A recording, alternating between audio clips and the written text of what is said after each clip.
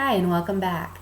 We're going to talk today about Chapter 2, which is on neuroscience and behavior.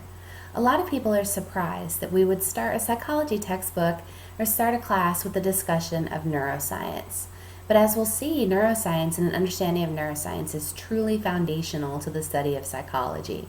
So you're going to want to spend some time reading Chapter 2, make sure you really understand Chapter 2, and ask questions if some of the information is confusing, depending on your background and experiences in things like anatomy and phys. This chapter may be more or less difficult. So feel free to ask at any point. So the student learning outcomes are the first thing in our PowerPoints always, so you can review those. What are we going to talk about this unit? These videos are pretty time limited, so I only get 15 minutes with the free software. Woo, free software.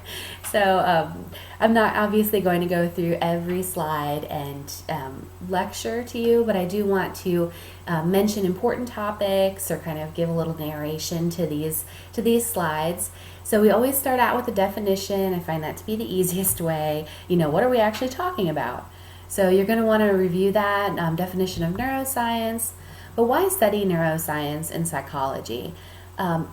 Studying neuroscience and psychology is something that we're going to keep coming back to in every chapter, kind of this foundational understanding of the brain and how it works. So in the mental health unit, you really have to understand things like neurotransmitters to understand therapy that we might give someone who has mental health disorders, or to understand the psychological disorders themselves. You really have to understand brain function. So we're coming back to it with mental health. We'll come back to it with sensation and perception, and memory, and lifespan development. So some of the big changes that occur in adolescence, a lot of this is relevant to the brain and how it's maturing. So we're going to come back to this throughout the semester, the importance of neuroscience and psychology. So the book is going to start out with a lot of definitions, and you're going to want to review those. So understanding what the neuron is. Really, when we're talking about our neurons, we're talking about the communication of information. So communicating within one individual neuron, and then communication between neurons. So you're going to want to read that information in the book.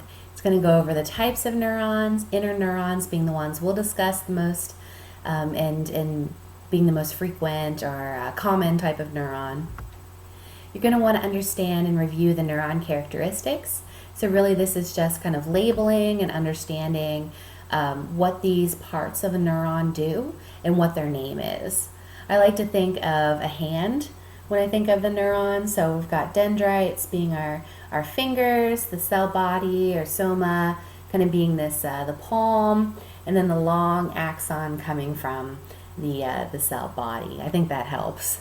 So you're going to want to just review again the names and how to label the neuron.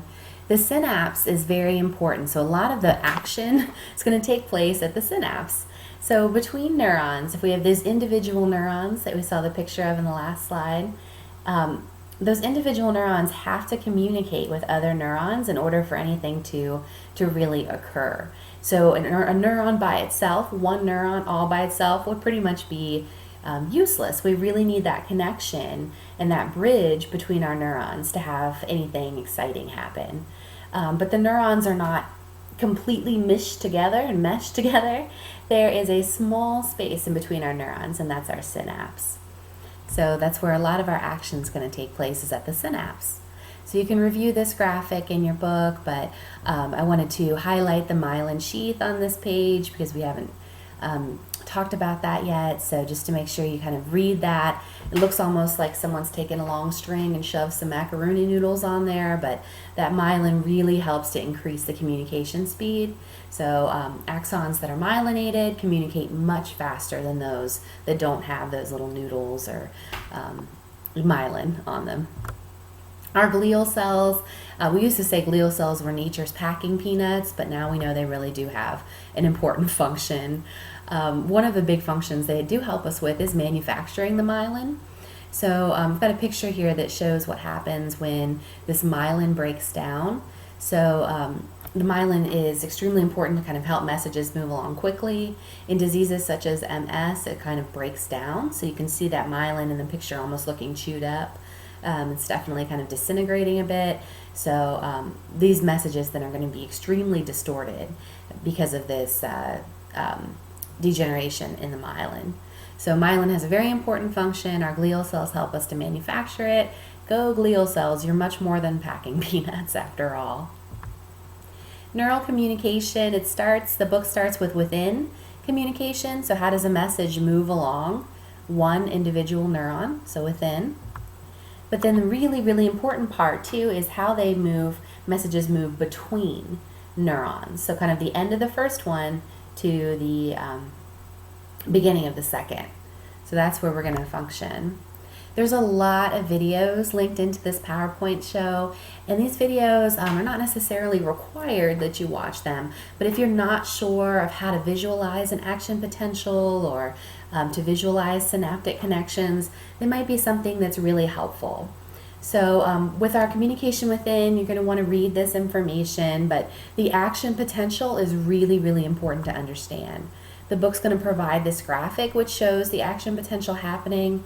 So this is within one neuron, kind of how this communication is occurring within the one neuron. So you're going to want to read that information on the action potential that happens at this negative 70 millivolts.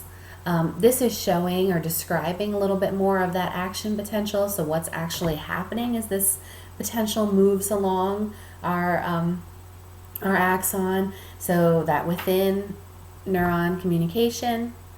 So definitely review that, review the action potential, watch the videos if it's hard for you to kind of conceptualize mentally by reading, watch the videos. It'll give some true help and depiction of what's happening here. And the communication between this information is kind of showing how one neuron will talk or connect with another neuron. And one of the big ways they do this is through neurotransmitters. So our neurotransmitters are really, really, really, really important. So this is what we're going to come back to repeatedly with the psychological disorders unit, many times throughout the semester. And our neurotransmitters are these chemical messages. They fit like a lock into a specific key. Some are excitatory, some are inhibitory. So some are going to kind of start something, some are going to stop something. So they have different functions, I guess, is what I'm trying to get at with that. They have different functions. There's a lot of neurotransmitters that are identified. Your book's going to talk about a few. We're going to come back to dopamine, serotonin, especially dopamine and serotonin. We're going to come back to those many times throughout the course. Drugs, one big way that we know what happens with neurotransmitters is by affecting them through drugs. Some of these drugs are legal drugs, things like L-Dopa, which helps with Parkinson's, or SSRIs, which are going to help with the function of serotonin in the brain to alleviate symptoms of depression. So these are kind of legal drugs or medications, and they really help us to see what's happening with the neurotransmitters. But of course, illegal drugs also disrupt functioning of neurotransmitters. So one of these videos talks about cocaine and how this will kind of mess with the function of our dopamine in our brain. We see that some types of junk food also, which we'll get into as we go along in the semester, but some types of junk food also mess with our neurotransmitters, our dopamine. So really, really important information. Got a couple videos linked in for description. This is a picture out of the book showing the function of some of these neurotransmitters, so some, or drugs and how they affect neurotransmitters, so you can review that. But that's going to pull us out of our neurotransmitters. The next part that you're going to review is on the nervous system. So this is just linking to a silly Schoolhouse Rock video for fun, but you're going to review the nervous system and what this looks like. The brain is kind of an important part of what we're going to talk about, but we're also going to get into the sympathetic and parasympathetic nervous systems, part of our autonomic nervous system. So there's a lot of information kind of about the central nervous system and our reflexes. But then kind of this thought exercise, what would you do if you walked into your house, there's a crocodile, what would you do if you looked out your window and here comes a big twister? Or what would you do if you walked into work and they're like, give a speech to 1,000 of our investors immediately, 5 minutes to prepare. for most of us, this is going to lead us, oh no, I'm going to start feeling that a little bit. How much do you think your body is going to differentiate these situations? So if you were to experience each of these, do you think your body is really going to be able to tell the difference between these, or will you kind of have the same stress response? We'll get into more with stress in a few chapters, but do these situations have to actually be happening to evoke a response in your body? For most of us, we would say no. We can feel that stress at even imagining these situations. So you're going to review the information then on the sympathetic nervous system, which is part of our fight or flight, or kind of provides us with this fight or flight response, which many of us might feel if we imagine coming face to face with an alligator. So you can review that. Tend and befriend is an interesting theory. So this is kind of building on the work with fight or flight and saying that, especially for women, when we face experiences of stress, that we might try to tend to others who are weaker or smaller and befriend others in our environment. But this is not to say that that's all women do, that they don't fight or flee. Many women will fight or flee. Many men might tend to befriend. But an interesting extension of this work anyway. The parasympathetic nervous system is going to help calm you down. The book is going to give a great graphic to explain the two of these and some of the how they work together to maintain homeostasis. You're going to want to review then the information on the endocrine systems. We don't spend a ton of time in the endocrine system, but there's a little bit of information about hormones and kind of how these function. This chart in the book is really helpful, so I've highlighted a few of the most important parts for this endocrine system: pituitary gland, adrenal glands, and our gonads. So you can kind of read that information. And that pulls us into the brain. So with this information about the brain, we kind of start in with what is the brain a little bit and how the brain is shaped. So we know there's a great deal of neuroplasticity in the brain. Your brain is sculpted by what you do. It's sculpted by your experiences. You can read the difference between this functional plasticity, where we have kind of a damaged area, and the function shifts to undamaged areas. That's really helpful for people who've had a stroke or any other kind of accident. As well as structural plasticity, which is kind of what happens when you practice something new, you learn something new, your brain will change. Neurogenesis, we used to think that no new neurons developed, but now we know there's this limited capacity to generate new neurons in certain areas. You're going to want to read the information on contralateral control and how our brain is organized, as well as the major sections of the brain. This graphic is going to talk about the fore, mid, and hindbrain. Forebrain is where we spend most of our time, or kind of the most important parts, especially the cerebral cortex, which we're going to talk about, as well as the corpus callosum, which we'll come back to. The cerebellum, though, is highlighted in the hindbrain, so there's a picture down there of someone trying to walk the straight line to see if they're intoxicated.